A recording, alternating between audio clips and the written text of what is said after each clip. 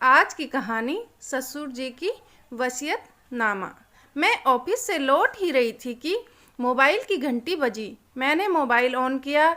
उधर से किसी ने बताया कि अरुणा, तुम्हारे ससुर जी नहीं रहे, तुरंत यहाँ आ जाओ।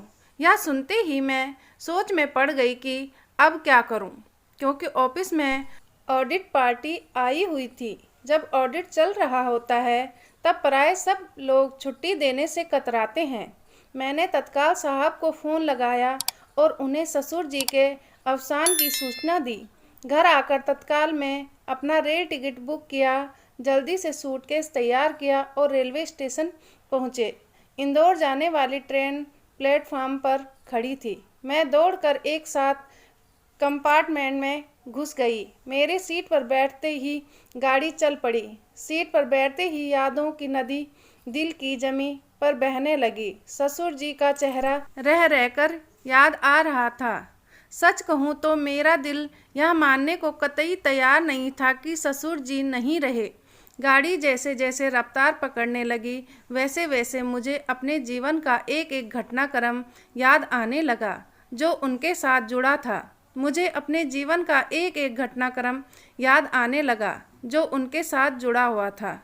मुझे आज भी याद है, मैं ब्याह कर अपने ससुराल आई थी। जब मैंने पहली बार ससुर जी के पैर छुए थे तब उन्होंने कहा था, एक बात हमेशा याद रखना, इस घर को अपना मायका कभी मत समझना। हाँ, हमेशा यही याद रखना कि यह तुम्हारा ससुराल है। मैं उनके यह कठोर वचन सुनकर दंग भी हुई और डर भी गई थी। दरअसल मेरे पति अरुण मिलिट्री में थे। शादी के लिए वह 1 माह की छुट्टी लेकर आए थे। शादी के तत्काल बाद हम हनीमून के लिए मनाली गए थे और वहां से लौटने के बाद महाबलेश्वर पुणे गए। इस घूमने फिरने के दौरान दिन कैसे कट गए यह हमें पता ही नहीं चला। उनकी छुट्टी खत्म हो गई और वे फिर से चले गए। जब एक दिन हम महाबलेश्वर में सनसाइड पॉइंट पर बैठे थे तब बातों बातों में उन्होंने बताया कि अपनी ड्यूटी के तहत सीमा पर रहने के दौरान हमें पूरी तरह चौकस रहना पड़ता है, क्योंकि सीमा पार से हमारी सीमा में आतंकवादियों के घुसपैठ की संभावना हमेशा बनी रहती है। फिर सीमा पार से दुश्मन की सेना कभी भी सीज फायर तोड़कर गोलाबारी करती रहती है, इसलिए हमें हमेशा सजग रहना पड़ता है। हमारी छोटी सी गलती या भूल हमारे लिए जान का खतरा बन सकती है। जब उनकी यह बात पूरी हुई तब मैंने ही सवाल किया, आप मुझे कश्मीर घुमाने कब ले जाएंगे? तब उन्होंने जवाब देते हुए बोले, अरुणा, अगली बार जब इंदौर आऊँगा तब तुम्हें अपने साथ कश्मीर ले जाऊँगा। उनके कश्मीर पहुंचने पर फ़ोन आया और उसके अगले ही दिन सुबह 5 बजे फ़ोन की घंटी बजी। मेरे ससुर जी ने ही फ़ोन उठाया। उधर से आवाज़ आई, मैं कर्नल सिन्हा बोल रहा हूँ। मुझे यह खबर देते हुए दुख हो रहा है कि कल रात कुछ आतंकवादियों ने हमारी सीमा पर आक्रमण कर दिया। उनके साथ लड़ते हुए आपके बेटे अरुण शहीद हो गए। उधर से टेलीफोन बंद हुआ और इधर से मेरे ससुर जी ने मेरे कमरे का दरवाज़ा खटखटाया। मैंने दरवाज़ा खोला तो उन्होंने 90 तोले सपाट शब्दों में मुझे मेरी पति के शहीद होने का समाचार सुनाया।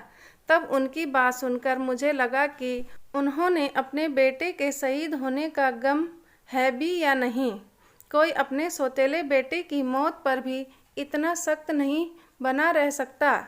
कोई पिता इतना पत्थर दिल हो सकता है क्या? यह सोचकर मैं हैरत में थी। अरुण के निधन के 1.25 महीने बाद मेरे माता पिता पेरी छुड़वाने की रस्म अदा करने के लिए मेरी ससुराल आए। जब मेरे पिताजी ने ससुर जी को भी हमारे साथ चलने के लिए निवेदन किया तब वह बोले, तुम अरुणा को अपने साथ ले जाकर अपनी रस्म अदा करो। मैं इन प्राचीन ढकोसलों को नहीं मानता। पापा जी उनका जवाब सुनकर स्तब्ध रह गए। करीब 10 दिन मायके में रहने के बाद मैं पुनः अपने ससुराल आ गई। कुछ दिन तक ससुर जी ने मेरी तरफ बिल्कुल भी ध्यान नहीं दिया। मैं किसी कोने में बैठकर दिन भर रोती रहती, लेकिन उन्होंने अपना सोशल वर्क बिल्कुल उसी तरह चालू कर दिया जैसे वह पहले किया करते थे। मैं कोने में बैठे बैठे सोचती रहती कि यह कैसे पिता हैं जिनके चेहरे पर अपने बेटे के मरने का गम तक नज़र नहीं आता। एक दिन जब हम साथ बैठे थे तब मैंने ही उनसे पूछा, बाबूजी क्या आपको अरुण की याद नहीं आती? मैं तो उनके गम को अपने हृदय से अलग नहीं कर पा रही हूँ। तब उन्होंने अपनी अनज्ञ आँखों से मेरी तरफ देखा और बोले, जिस दिन उसने मिलिट्री ज्वाइन की उसी दिन से मैंने अपना हृदय कठोर कर लिया था। मैं जानता था कि यह खबर एक न एक दिन तो मुझे सुनने को मिल ही सकती है। फिर जो देश के लिए शहीद हो गया है उसका गम क्यों करें? हमें तो गर्व होना चाहिए कि हमारा बेटा देश के काम आ गया। उनके कठोर वचन सुनकर मैं दंग रह गई। कुछ दिन और बीते, मैं अक्सर उदास ही बैठी रहती थी। एक दिन वे मेरे कमरे में आए और बोले, यह क्या तुम दिन दिन भर बिस्तर पर एक लाश की तरह पड़ी रहती हो?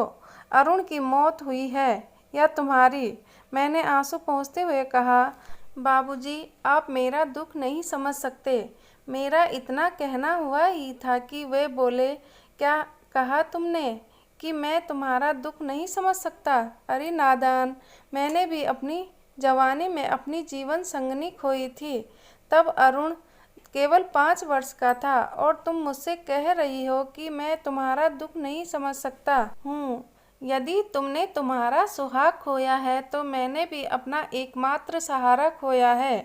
बाबूजी मेरे सामने मेरी पूरी जिंदगी पड़ी है और मैं भ्रमजाल में हूँ कि अब मैं क्या करूँ। मेरी बात उन्होंने गंभीरतापूर्वक सुने और फिर अपनी विशिष्ट शैली में वह बोले, तुम इस गम को अपने से दूर हटाओगी तब तो कुछ अपने बारे में सोच सकती हो। कुछ दिनों बाद एक दिन ससुर जी मेरे पास आए और बोले, बेटी आज से तुम अपनी जिम्मेदारी भरी जिंदगी शुरू करो। फिर उन्होंने मुझे गैस की बुकिंग कैसे करते हैं यह बताया। कुछ दिनों बाद वे मुझे बैंक ले गए और वहाँ के कामकाज समझाए। फिर एटीएम ले गए और पैसे कैसे निकलते हैं यह सिखाया। टेलीफोन और बिजली का बिल भरना भी उन्होंने मुझे सिखाया। यह सब काम मैं सीख गई और करने भी लगी, पर घर में काम निपटाने के बाद जब मैं अकेली रहती तब उदास हो जाती थी। एक दिन ससुर जी ने मुझे बुलाया और कहा, देखो अब बहुत हो गया। तुम्हारा उदास चेहरा देखकर मुझे बहुत परेशानी होती है। बेहतर यह होगा कि तुम फिर अपने मायके चली जाओ या इस घर के अलावा कहीं और रहने चली जाओ। तुम चाहो तो मैं तुम्हारे लिए कोई किराए का फ्लैट देखता हूँ या खुद अपने लिए मकान या फ्लैट देख लो। मैंने उनसे कई बार कहा कि मैं अकेली कैसे रह पाऊँगी। वे बोले, यह तुम्हारी प्रॉब्लम है और इसे तुम्हें ही हल करना है। दिन प्रतिदिन उनका कठोर होता हुआ रुख देखकर मैंने तय किया कि वास्तव में अब रोने मात्र से काम नहीं चलेगा। फिर एक दिन दोपहर को मैं अपने लिए किराए का एक फ्लैट देखने के लिए घर से निकल पड़ी। अरुण के मित्र राम चांदनी की मदद से मैंने एक फ्लैट किराए पर लिया और वहां रहने भी चली गई। अब मैं यहाँ अकेली थी। फिर घर और बाहर का सारा काम मुझे ही करना पड़ता था। अरुण की पेंशन हर माह मिल रही थी, इसलिए कोई आर्थिक परेशानी मुझे नहीं थी। शाम का समय मिलता तब मैं बालकनी में जाकर बैठ जाती और रास्ते से गुजरने वाले राहगीरों को निहारती रहती। इस प्रकार मेरी शाम गुजरने लगी। लेकिन दोपहर में अक्सर मैं बोर हो जाती, सो मैंने कंप्यूटर सीखने के लिए एक क्लास ज्वाइन कर ली। 3 माह में मैंने ऑफिस अकाउंट सीख लिया। एक दिन शाम को मैं टीवी पर अपना पसंदीदा धारावाहिक देख रही थी, तभी मिसेज रामचंदानी आ गई। मैंने उनके लिए चाय बनाई।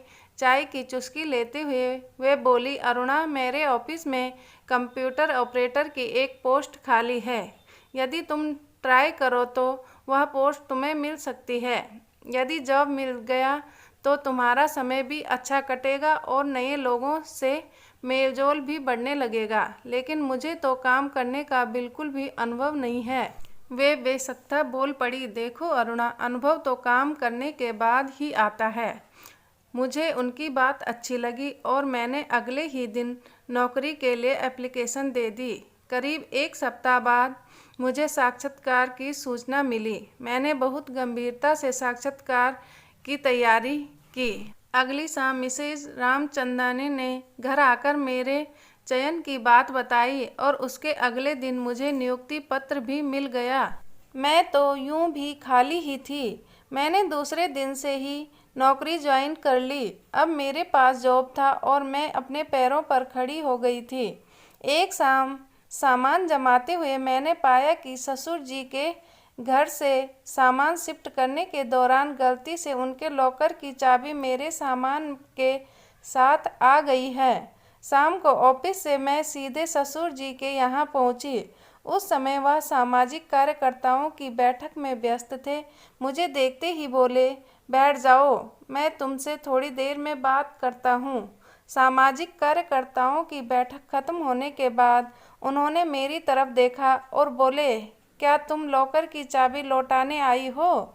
उनकी बात सुनकर मुझे आश्चर्य हुआ कि उन्हें कैसे पता चला कि मैं लॉकर की चाबी देने आई हूँ। मेरा आश्चर्य से भरा चेहरा देखकर वह बोले, बेटी, मैंने जानबूझकर ही लॉकर की चाबी तुम्हारे सामान के साथ रखी थी। दरअसल मैं तुम्हारी परीक्षा ले रहा था कि तुम चाबी अपने पास रखती हो या मुझे वापस करती हो। मैंने टी टेबल पर लॉकर की चाबी रखी और उनको अभिवादन कर लौटने लगी।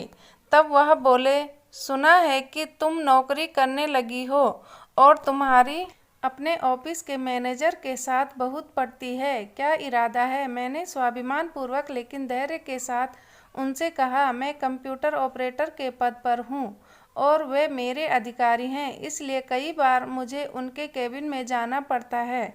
अब इसे लोग किस नज़र से देखते हैं और क्या सोचते हैं, इसकी चिंता मैं नहीं करती। मेरा जवाब सुनकर उन्होंने गर्दन नीची कर ली। मैंने उनके चरण छुए और फिर चली आई। मैं घर जरूर चली आई, लेकिन ससुर जी की यह बात मेरे कानों में बार बार टकराती रही। सुना है कि तुम नौकरी करने लगी हो और तुम्हारी अपने ऑफिस के मैनेजर के साथ बहुत पड़ती है। क्या इरादा है? मुझे लगा कि यह बात अब मुझे यहाँ चैन से नौकरी नहीं करने देगी। अतः मैं रविवार को हमारे जीएम के बंगले पर उनसे मिलने गई। उन्होंने पूछा, कहीं आप क्या कहना चाहती है? सर, मैं अपना ट्रांसफ़र भोपाल करवाना चाहती हूँ। मुझे मालूम पड़ा है कि वहाँ पीआरओ का पद रस्तोगी जी के सेवानिवृत्त होने से खाली है। यदि आप मेरा तबादला वहाँ करा सके तो मैं आपकी आजीवन आभारी रहूँगी। मैंने विनम्रतापूर्वक अपनी बात उनके सामने रखी। लेकिन आप तो यहाँ कंप्यूटर ऑपरेटर हैं, क्या आप पीआरओ का काम संभाल सकेंगी? सर, मुझे लगता है कि मैं अब किसी भी पद पर काम करने के लिए सामर्थ्य हूँ। कल ऑफिस में आप तबादले के लिए आवेदन मेरे पास पहुँचा दीजिएगा। उनके इतना कहते ही मैंने उनका अभिवादन किया और घर लौट आए। अगले दिन मैंने अपना आवेदन पत्र जीएम साहब के केबिन में पहुँचा दिया। करीब 1 माह बाद मुख्यालय से मेरा तबादला भोपाल होने के आदेश आए। मैंने अपना तबादला भोपाल करवा लिया। ये जानकर मैसेज रामचांदनी सहित ऑफिस के सभी साथी आश्चर्यचकित थे। अगले दिन ऑफिस में मेरी विदाई समारोह आयोजित किया गया। विदाई समारोह के बाद मैं सीधे ससुर जी से मिलने उनके यहाँ गई। मुझे देखते ही वो बोले, अरुणा, तुमने अपना तबादला भोपाल करवा लिया है ना? उनकी यह बात सुनकर मैं फिर आश्चर्यचकित रह गई कि मेरे तबादला करवाने की खबर उनको कैसे मिली। उन्होंने नौकर से कहकर मेरे लिए चाय नाश्ता मंगवाया और बोले, अरुणा, भोपाल पहुंचने के बाद तुम्हारे घर का पता मुझे तत्काल भिजवाना। देखो अरुणा, इसमें देर मत करना। भोपाल आने के 2 दिन बाद ही ऑफिस की एक कलीग सहायता से मैंने एक मकान किराए पर लिया और नए पते की जानकारी ससुर जी को भेज दी। मुझे भोपाल आए केवल 3 महीने ही हुए थे और आज ऑफिस से घर पहुंचने के दौरान यह सूचना मिली कि ससुर जी नहीं रहे। यह संपूर्ण घटनाक्रम मेरी आंखों के सामने से एक फिल्म की तरह गुजर गई। गाड़ी स्टेशन दर स्टेशन आगे बढ़ते हुए इंदौर पर आकर रुकी। मैं गाड़ी से उतरी और ऑटो करके ससुर जी के घर पहुंची। मेरे पहुंचने से पहले ही उनकी अंतिम यात्रा की पूरी तैयारी हो गई थी। मैंने अंतिम बार उनका चेहरा देखा और उनके चरण स्पर्श किए। अब एक शव के रूप में मेरे सामने थे, पर उन्हें देखकर लग रहा था कि मानो मुझसे कुछ कहना चाहते हैं। उनका अनैक्य स्वभाव उनके चेहरे पर अभी भी वैसा ही नजर आ रहा था।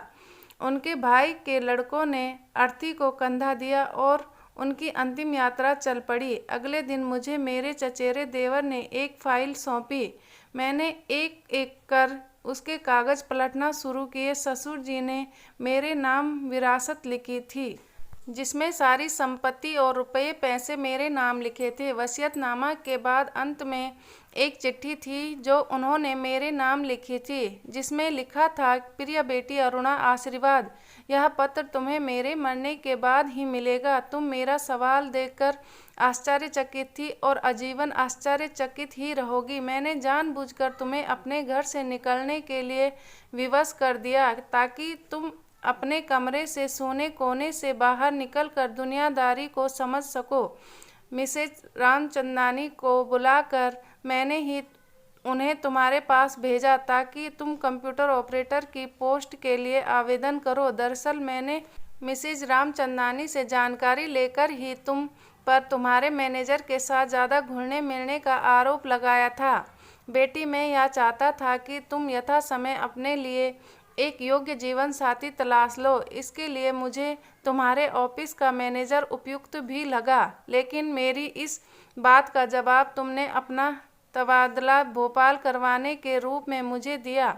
बेटी, जमाने के बदलने के साथ हमें भी बदलना पड़ता है। वैसे भी अकेली स्त्री का जीना आजकल बहुत दुश्वार हो गया है। समय रहते यदि तुम्हें कोई अच्छा जीवन साथी मिल जाए तो शादी अवश्य कर लेना। बेटी, जो मर गया उसके साथ मरा तो नहीं जा सकता ना। मुझे चिंता है कि यदि तुम इस कदर निराश जिंदगी व्यतीत करने की आदत पड़ गई तो तुम्हारा जीवन नर्क बन जाएगा, क्योंकि हमारे पास अथाह धन दौलत हो तो भी जीवन की खुशियाँ सिर्फ रुपए पैसे से तो नहीं मिलती। इसलिए मैं भी अपना तन मन धन सामाजिक कामों के लिए लगाता रहा। बेटी, मानव होने का अर्थ है कि समाज में रहना, जबकि तुमने अपने आप को एक कमरे के एक सूने कोने भर में कैद कर लिया था। अब मैं यह जानकर बहुत खुश हूँ और संतुष्ट भी कि तुमने जिंदगी को फिर से जीना सीख लिया है, और मैं यही चाहता था। अब जो कुछ तुम्हारा है वह इस वसीयत के जरिए तुम्हें सौंप रहा हूँ। तुम्हारा ससुर नहीं बल्कि बाबूजी। उनकी यह चिट्ठी पढ़कर मैं मन ही मन बहुत परेशान हुई और लगा कि काश मैं अपने ससुर जी की विचार शक्ति को पहले जान पाती तो उनके बारे में वह सब कुछ नहीं सोचती जो अकेलेपन में बैठे बैठे सोचती रही। उनके पत्र में लिखी इस बात की मैं समय रहते ही जीवन साथी को पसंद कर लूं, इस पर भी मैं विचार कर रही हूँ। उपयुक्त साथी मिलने पर मैं उनकी इस बात पर भी जरूर अमल करूँगी, और अरुण की यादें और उनके साथ बिताए गए लम्हे तो हमेशा मेरे साथ रहेंगे ही। आशा करती हूँ आज की कहानी आप लोगों को अच्छी लगी होगी। अच्छी लगी तो लाइक करें, शेयर करें, मेरे चैनल को सब्सक्राइब करें। वीडियो देखने के लिए बहुत बहुत धन्यवाद।